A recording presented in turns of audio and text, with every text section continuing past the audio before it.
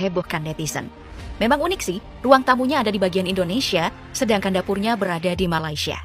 Ngomongin soal perbatasan Indonesia dengan negara lain, di penghujung tahun 2021 lalu, saat meresmikan pos lintas batas negara alias PLBN Terpadu Sota, Presiden Jokowi sempat menyampaikan dengan tegas bahwa kawasan perbatasan harus terus dibangun karena merupakan representasi wajah bangsa Indonesia yang semakin maju.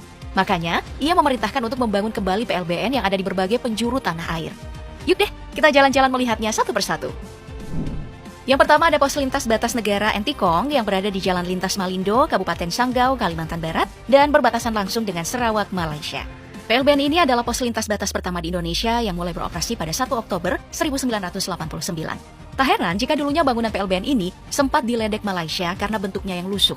Bahkan tak sedikit yang menyebutnya mirip dengan kandang ayam. Namun, setelah dilakukan renovasi yang rampung pada tahun 2016 lalu, hasilnya sangatlah mengagumkan dan jadi kebanggaan baru. Bahkan kini PLBN Entikong ini jadi terlihat jauh lebih megah dari pintu perbatasan Malaysia di Tebedu, Sarawak. Ya memang pantas, tampilannya lebih cantik sih. Soalnya perombakan bangunan di PLBN Entikong ini menghabiskan dana proyek sebesar 152,49 miliar rupiah. Kini PLBN Entikong menjadi bangunan yang berfungsi sebagai gerbang keluar masuknya masyarakat dari Indonesia ke negara tetangga. Ataupun sebaliknya dengan akses jalan yang nyaman dan selalu dirindukan. Karena dibangun dengan perpaduan bentuk bangunan modern dengan ornamen-ornamen khas Kalimantan dan suasananya jadi mirip dengan bandara. Plus, ada satu spot yang paling diburu pengunjung jika ada di tempat ini, yaitu Tugu Pancasila. Ada yang udah pernah kesini nggak? Selain Entikong, ada juga PLBN Aruk yang menjadi wajah perbatasan Indonesia-Malaysia dengan bangunan yang tampak megah dan bisa dibilang lengkap. Mulai dari gedung pelayanan kepabeanan, imigrasi, karantina hewan, wisma, gereja dan masjid, pasar, serta lahan parkir. Di sana juga ada rest area yang diberi nama Aruk Pasar Modern sebagai food court dan pusat oleh-oleh. PLBN Aruk ini berada di Desa Sebunga, Kabupaten Sambas, Kalimantan Barat. Dan pertama kali diresmikan oleh Presiden RI Joko Widodo di tanggal 17 Maret 2017 lalu. Yang artinya sudah 3 tahun PLBN Aruk ini berperan dalam menggerakkan perputaran ekonomi warga dua negara ini, yakni Malaysia dan Indonesia. Berbeda dengan PLBN Nanga Badau yang juga sebagai perbatasan Malaysia dan Indonesia. Hanya saja letaknya di tempat berbeda, yaitu di Kabupaten Kapuas Hulu, Provinsi Kalimantan Barat.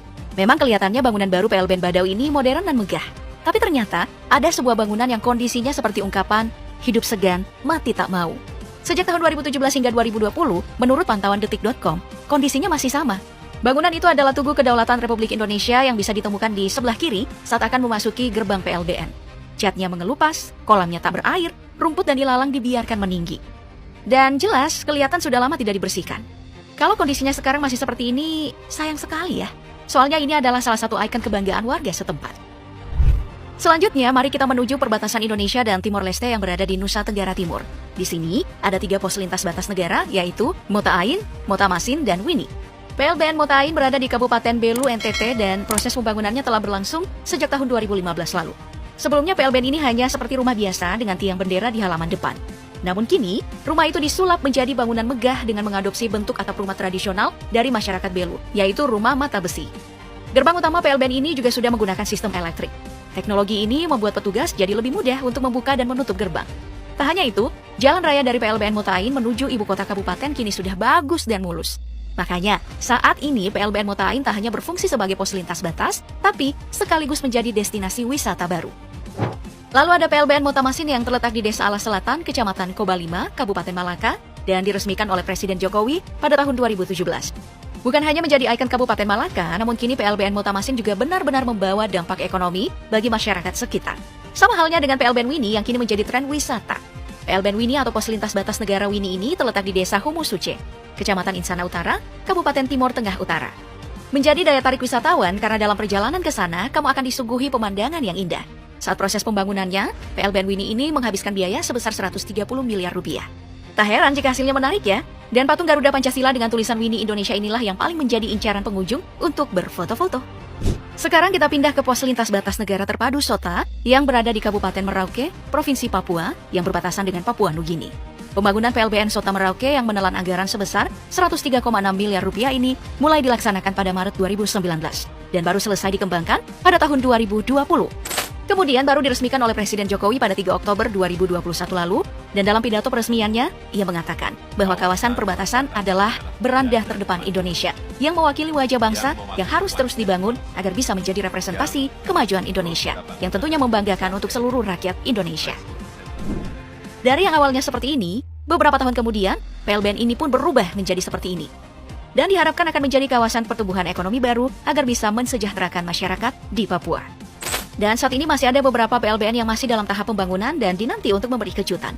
Soalnya tak tanggung-tanggung, dana yang dianggarkan sebesar 2,27 triliun rupiah. Tentu saja, itu sebagian dari hasil pajak kita. Jadi harus memuaskan juga dong. Ya walaupun sebenarnya udah mulai lewat dari target rampung tahun 2021 lalu.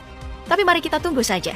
PLBN yang masih dalam tahap pembangunan itu mulai dari PLBN Serasan di Kepulauan Riau, PLBN Jagoy Babang, dan Sekelik di Kalimantan Barat, PLBN Long Nawang, Long Midang, dan Seipancang di Kalimantan Utara.